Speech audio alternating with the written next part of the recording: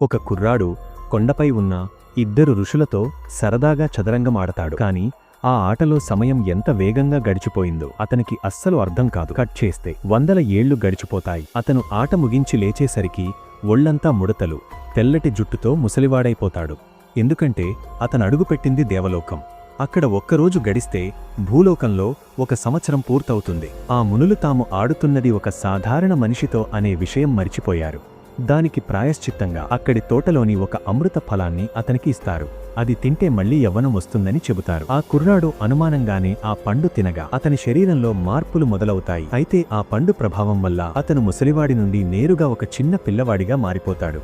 మునులు తాము పొరపాటు చేశామని గ్రహించినా దానిని సరిదిద్దలేక ఏదో ఒక సాకు చెప్పి అక్కడి నుండి అదృశ్యమవుతారు. ఇదంతా ఒక కలలా అనిపించినా ఆ పిల్లవాడు కొండ దిగి వచ్చేసరికి బయట లోకం పూర్తిగా మారిపోతుంది. అప్పుడు అతనికి తన భార్య గుర్తుకు వచ్చి వెతుక్కుంటూ వెళ్తాడు. తీరా వెళ్లేసరికి ఆమె ప్రాణాపాయ స్థితిలో ఉంది. ఆమెను అంబులెన్స్లో తీసుకెళ్తుండగా చివరిసారిగా చూడాలని వెళ్లిన ఆ పిల్లవాడిని 2 బాడీగార్డ్స్ అడ్డుకుంటారు. ఎక్కడి నుండో వచ్చిన ఈ చిన్న పిల్లవాడు మా బాస్ని కలవడం ఏంటి అని విసుక్కుంటూ బయటకు నెట్టేయాలని చూస్తారు. కాని ఆ అమృత ఫలం వల్ల ఆ పిల్లవాడికి సామాన్యుల కంటే కొన్ని రెట్లు ఎక్కువ శక్తి వస్తుంది. దానితో వాళ్లందర్నీ సులభంగా పడగొట్టేస్తాడు. ఆ గొడవ విని లోపల ఉన్న ఒక లేడీ సీఈఓ బయటకు వస్తుంది. ఆ చిన్న పిల్లవాడిని చూడగానే తన తాత పోలికలు ఉన్నట్టు ఆమెకు అనిపిస్తుంది. లోపలికి ఎందుకు వచ్చావని ఆమె అడగ్గా నేను ఒకరిని కాపాడటం కోసం వచ్చాను అని చెబుతాడు.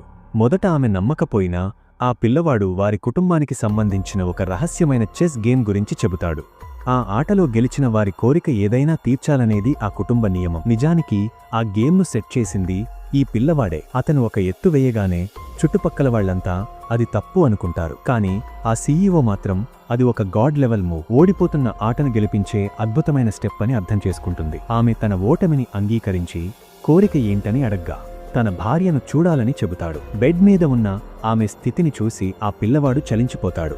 గదిలో ఎవరూ లేని సమయం చూసి తాను తిన్న పండు గింజను పొడిచేసి నీళ్లలో కలిపి ఆమెకు తాగిస్తాడు. ఇంతలో ఆ సీఈఓ తన సోదరీమణులతో కలిసి లోపలికి వస్తుంది. ఒక చిన్న పిల్లవాడు వైద్యం చేయడమేంటని వారు ఆశ్చర్యపోతారు. కొద్దిసేపటికే అతని భార్య కళ్ళు తెరుస్తుంది.